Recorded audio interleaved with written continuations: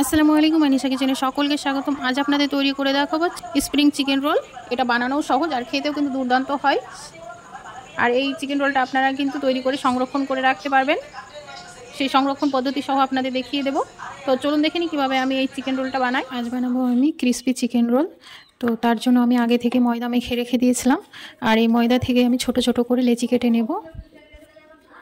ছুরি দিয়ে এভাবে ছোট ছোট করে কেটে নেব।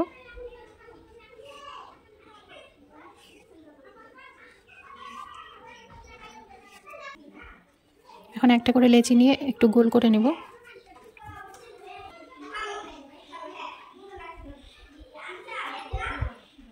এইভাবে করে সবগুলোই গোল করে নেব। সবগুলো লেচি গোল করে নিয়েছি।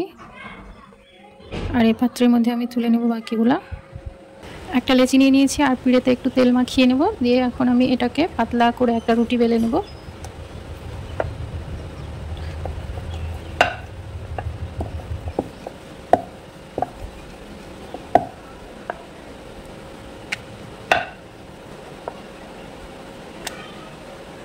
যতটা সম্ভব পাতলা করে বেলে নিয়েছি। এখন আমি এই পুর দিয়ে দেব।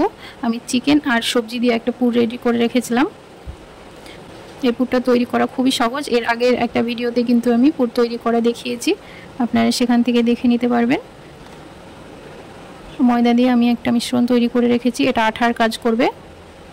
তো আমি দুই পাশে এইভাবে লাগিয়ে নেব। আর কিভাবে আমি ভাঁজ দিচ্ছি আপনারা দেখলেই কিন্তু বুঝতে পারবেন। এটা বলে দেওয়ার কিছুই নেই, দেখে নিলেই শুধু হয়ে যাবে।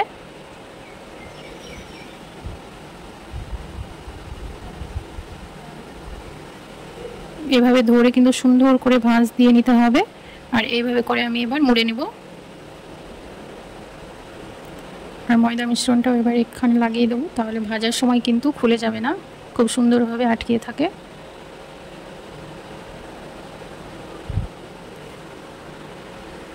এইভাবে করে আমি সবগুলোই তৈরি করে নেব। সবগুলো তৈরি করে নিয়েছি। এখন আমি কোটিংয়ের জন্য একটা মিশ্রণ তৈরি করে নেব। ময়দার মিশ্রণটা বেঁচে গিয়েছে, এর মধ্যেই আমি দিয়ে দেবো কিছুটা পরিমাণে লবণ আর দেবো পানি। এটা একটা পাতলা ব্যাটার তৈরি করে নেব। ময়দার একটা পাতলা ব্যাটার তৈরি করে নিয়েছি। এখন আমি এটা একটা সাইডে রেখে দেবো। একটা থালা নিয়ে নিয়েছি, আর থালার মধ্যে আমি ব্রেড ক্রাম্বসগুলো ঢেলে নেব। আপনাদের কাছে যদি ব্রেড ক্রাম্বস না থাকে তাহলে আমার মতো এইভাবে পাউরুটিকে মিক্সির মধ্যে দিয়ে গুঁড়ো করে নিলেই কিন্তু ব্রেড ক্রাম্বস তৈরি হয়ে যাবে। একটা রোল নিয়ে নিয়েছি আর এই রোলটা আমি ময়দার ব্যাটারে এইভাবে ডুবিয়ে নেব। এবার আমি ময়দার এই ব্যাটার থেকে তুলে ব্রেড ক্রাম্বসের মধ্যে দিয়ে কোট করে নেব। এটা করা কিন্তু খুবই সহজ, এটা দেখলে যে কেউ কিন্তু করতে পারবে।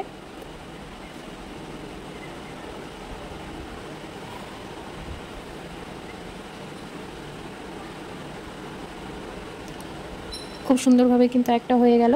সেমভাবে সবগুলো রোলই আমি কোটিং করে নিয়েছি। একটু ব্রেড ক্রাম্বস কমে গিয়েছিল বলে আমি বিস্কুট গুঁড়ো করে তারপরে আর বাকি তিনটে কোটিং করে নিয়েছি।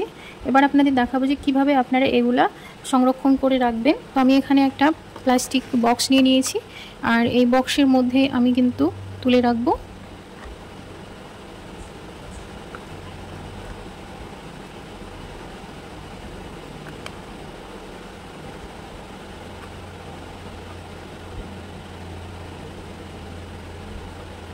এইভাবে বক্সে করে নিয়ে তারপরে আপনারা ঢাকনাটা আটকিয়ে ডিপ ফ্রিজে সংরক্ষণ করে রাখতে পারবেন। যখন ইচ্ছা হবে তখন বের করে ভেজে নিলেই কিন্তু হয়ে যাবে, আর কোনো ঝামেলাই থাকবে না, শুধু ভাজলেই হয়ে যাবে। তো আমি এইগুলো বক্সে নিয়েছি, এইগুলো হচ্ছে আমি ফ্রোজেন করে রাখবো আর বাকিগুলো আপনাদের ভেজে দেখাবো। ঢাকনা লাগিয়ে আমি এখন এটা ডিপ ফ্রিজে রেখে দেবো। আগে থেকে কড়াইয়ে তেল গরম বসিয়ে দিয়েছি আর আমি সবগুলোই ফ্রিজে রেখে দিয়েছিলাম। এগুলো ভাজা হয়েছিল না কাজ বিশেষের জন্য, তো আমি ফ্রিজ থেকে প্রায় 15-20 মিনিট আগে বের করে নিয়েছি। এখন একে একে তেলের মধ্যে দিয়ে ভেজে নেব। আপনারা কিন্তু ফ্রিজ থেকে প্রায় 15-20 মিনিট আগে বের করে রাখবেন, তারপরে কিন্তু তেলের মধ্যে দিয়ে ভেজে নেবেন। এটা এইভাবে সংরক্ষণ করে রাখলে যখন খুশি তখন কিন্তু ভেজে নেওয়া যায়।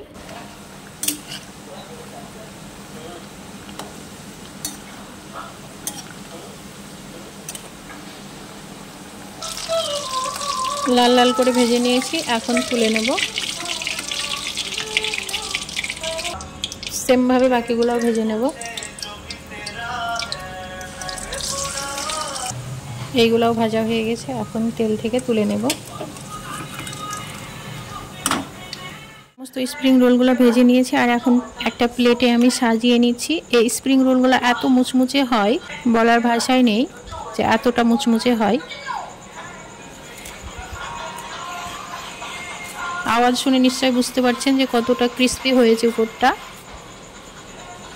এইভাবে স্প্রিং রোল করে পরিবারের সবাইকে খাওয়ালে আপনার শুধু প্রশংসা করতেই থাকবে, এতটা সুন্দর আর এতটা মুচমুচে হয়। তো আপনাদের একটা কাছে থেকে দেখাচ্ছি, দেখুন কতটা মুচমুচে হয়েছে। আওয়াজ শুনে নিশ্চয়ই বুঝতে পারছেন, আর আপনাদের ভেঙেও দেখাচ্ছি। দেখুন কতটা সুন্দর ভেতরটা। এটা আপনারা বিকেলে চা বা কফির সঙ্গে খেতে পারেন, আবার এইভাবে তৈরি করে রেখে দিতে পারেন, অনেক দিন পর্যন্ত ভালো থাকবে। তবে ফ্রোজেন করে রাখতে হবে। স্প্রিং রোলের এই রেসিপিটা আপনাদের কেমন লেগেছে অবশ্যই কমেন্টের মাধ্যমে জানাতে ভুলবেন না। ভালো লাগলে একটি লাইক করবেন আর পাশে থাকা বেল বাটনটি অবশ্যই ক্লিক করবেন। আমি যখনই ভিডিও আপলোড করব তখনই কিন্তু আপনাদের কাছে নোটিফিকেশন পৌঁছে যাবে। সকলে ভালো থাকুন, সুস্থ থাকুন। আল্লাহ হাফেজ। দেখা হচ্ছে নতুন কোনো রেসিপিতে।